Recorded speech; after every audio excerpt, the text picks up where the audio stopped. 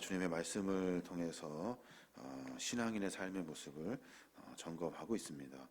오늘 말씀에 보니까 주님께서 하시는 일들, 회개를 선포하시면서 했던 기적과 이적들, 그런 것들을 다 보고 있으면서도 여전히 그런 일들을 메시아인 예수 그리스도로 받아들이지 않고, 또 주님이 주시는 우리의 경고의 메시지로 듣지 않고 그냥 무던하게 아무 생각 없이 살고 있는 그 지방의 사람들, 그 사람들에게 주님이 질책하고 계신 거예요.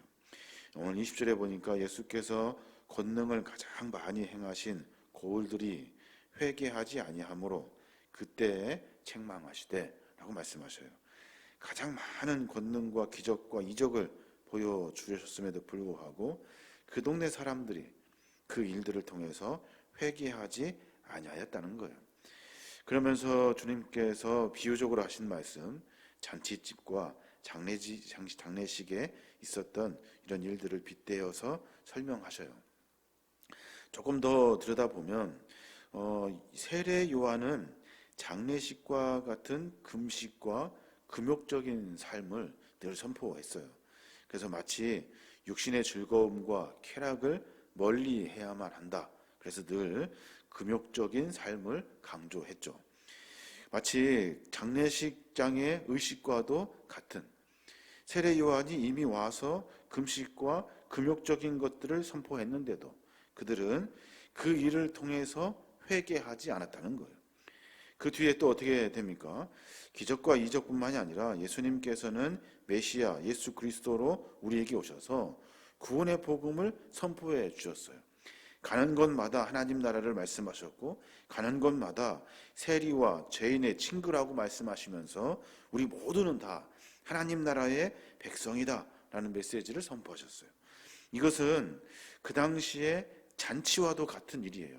늘 사람들은 사람을 구별하고, 그리고 사람들을 정죄하고, 율법이라는 것을 통해서 사람들을 억압하여서 층을 만드는, 계층을 만들어내는 것이 그 사람들의 습성이었다고요. 그런데 예수님이 오신 뒤로는 마치 모두가 함께 잔치자리에 기뻐하는 하나님 나라의 공동체로 삼으신 거예요. 그 일들과 기적을 보면서도 그들은 여전히 마음을 돌이키지 않았다는 거예요.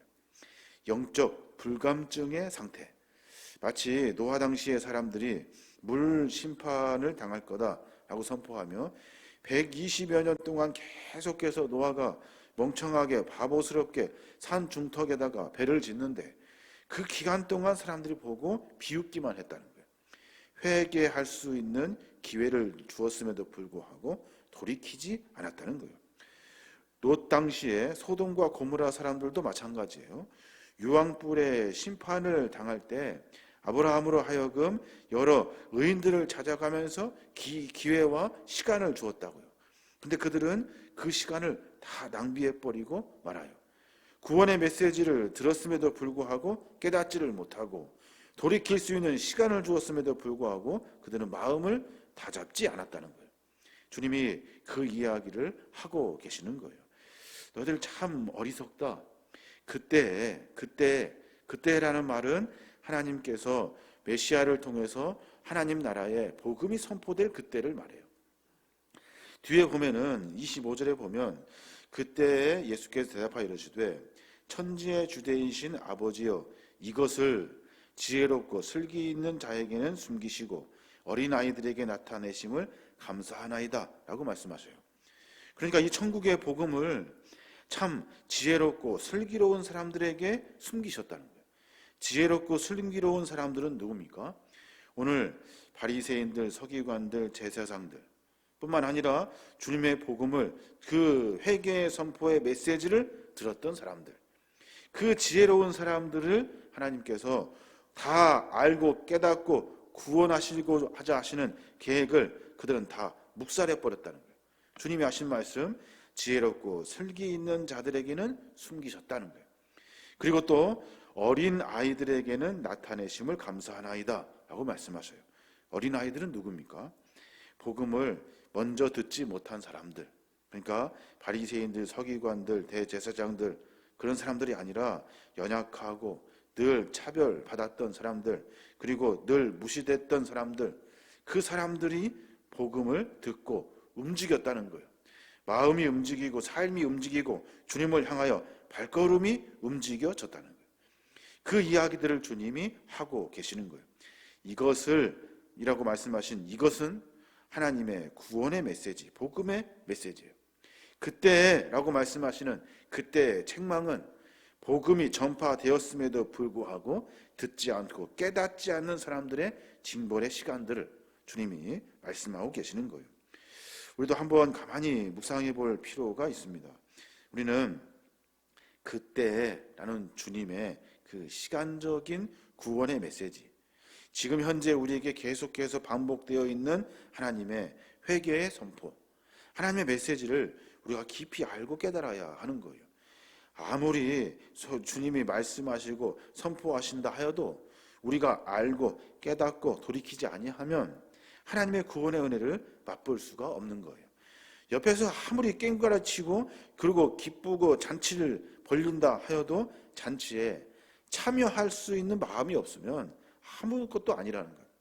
옆에서 대성통곡하며 슬프다고 아무리 울어도 우리가 그 잔치, 그 장례 자리에 참여하여 마음을 더하지 않으면 아무 소용이 없다는 거예요. 우리가 혹시 지혜롭고 슬기로운 사람이 아닌지 우리가 다시 한번 깊이 생각해 봐야 하는 겁니다. 그래서 주님은 대제사장들에게 가지 아니하시고 정치인들, 높은 사람들, 사람들을 억압하는 사람들, 위에 있는 사람들에게 있지 아니하시고 낮고 천하다고 무시받고 멸시받았던 사람들의 친구가 되어 주셨던 거예요. 그래서 세리와 죄인의 친구다라는 별명을 먼저 지혜롭고 슬기로운 사람들이 지어준 거예요. 똑같다. 저 사람도 무시하자. 저 사람도 마찬가지다. 저 사람도 우리가 멸시하자라고 무시했던 거예요. 주님의 복음은 주님은 이미 우리를 구원하시고자 예정부터 선포하셨고 말씀을 통해서 가르쳐 주시고 이야기해 주셨어요. 문제는 우리가 그 말을 듣고 그 말씀을 통해서 삶을 점검하고 깨달아야 한다는 거예요. 참 어려운 일인 것 같아요. 그래서 주님이 하시는 말씀 뒤에 보면 수고하고 무거운 짐진 자들아 다 내게로 오라 내가 너희를 쉬게 하리라 라고 말씀하셔요. 잘 아시는 말씀이죠. 여기 말씀에 보면 수고하고 무거운 짐진 자들이라고 말해요.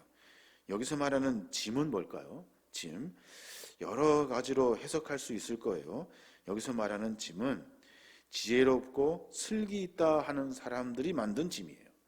율법적인 짐, 규칙을 정해야 하는 일들, 지켜야 하는 일들, 그리고 계속해서 그 규칙과 규율과 율법이라고 하는 것들 때문에 자꾸만 약해지고 가난해지고 처참해지고 더 낮아지는 이 삶의 테두리의 짐을 이야기하고 있는 거예요.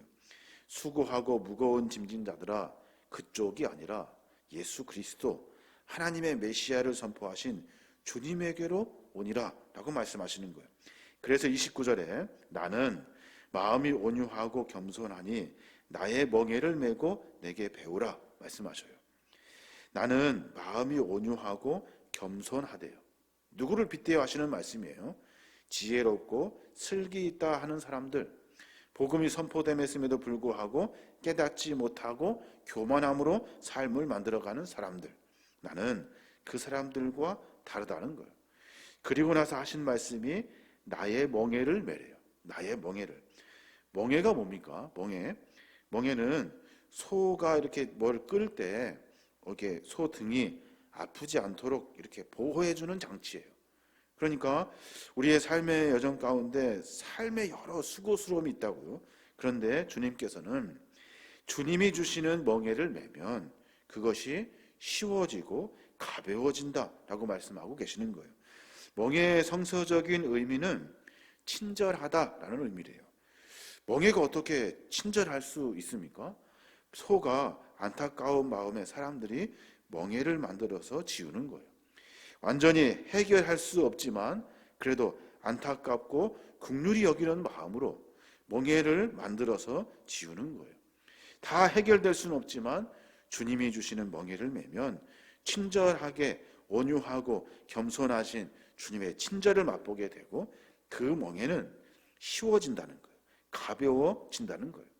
그래서 궁극적으로는 내게 와서 배우라, 그리하면 너의 마음이 쉼을 얻을 것이다 라고 말씀하고 계시는 거예요.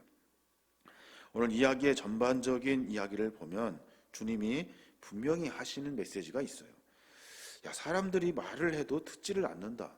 사람들이 아무리 설명하고 아무리 기적을 보이고 무슨 일을 하여도 사람들이 움직이지를 않는다. 왜 저 사람들은 저렇게 교만할까? 왜 저 사람들은 저렇게 지혜롭다고 슬기롭다고 스스로를 자랑할까?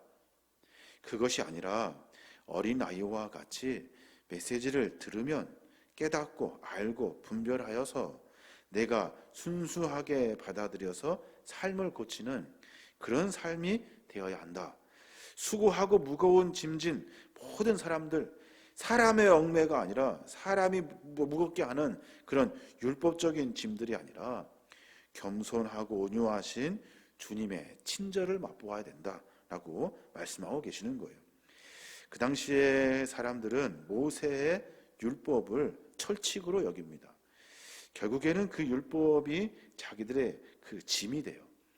아주 삶을 고통스럽게 만들어 버렸고 그 일들 때문에 사람들이 더 비참해지고 더 계층과 계열이 생기게 됩니다. 나는 높고 너는 낮다. 나는 너를 지배할 수 있다. 나는 너 위에 있다 하는 것이 율법을 통해서 모두를 해방시키려고 하시는 하나님의 본질과는 완전히 다른 이야기들로 만들어지게 되는 거예요. 오늘 삶을 다시 한번 점검해 볼 필요가 있습니다.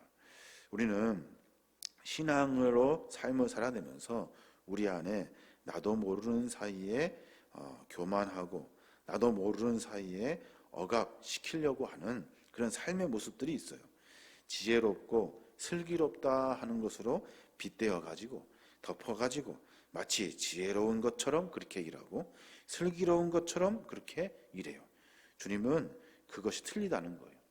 예수 그리스도를 통해서 하나님의 은혜를 만나야 한다는 거예요. 주님이 주시는 멍에는 쉽대요. 친절하대요. 그것은 교만하지 않대요. 온유하고 겸손하신 분이래요. 이 모든 말은 하나님의 긍휼과 만나는 거예요. 하나님의 긍휼의 마음으로 우리를 대하시는 하나님의 은혜를 만나야 된다는 거예요. 늘 고민해야 할 일이 무엇입니까? 신앙 안에 무엇을 할 것인가 하는 것보다 신앙 안에 주님이 원하시는 것이 무엇일까 하는 것을 고민하는 것이 먼저예요.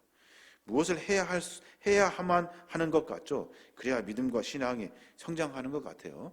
그것보다 더 중요한 것은 주님의 마음이 어떠한지를 깨닫는 거예요. 그러면 내 마음 가운데 말씀하시는 하나님의 음성을 듣고 내가 그 사명을 감당하게 되는 겁니다. 괜하게 그 무거운 짐을 지어가지고 억압을 시키는 이 종교적인 못된 습성들을 우리가 다 벗어내어야 하는 겁니다. 오늘 하루 가운데 늘 그런 고민이 있어야 돼요. 주님이 나에게 무엇을 원하시고 계실까? 주님의 마음은 어떠하실까?